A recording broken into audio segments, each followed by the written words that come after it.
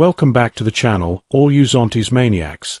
If you're new to the channel, this is the only place on YouTube where you will find all you need to know regarding looking after your Zontes ride. Please like and subscribe and hit the bell notification so you don't miss out on new content uploads. So let's dive into this video.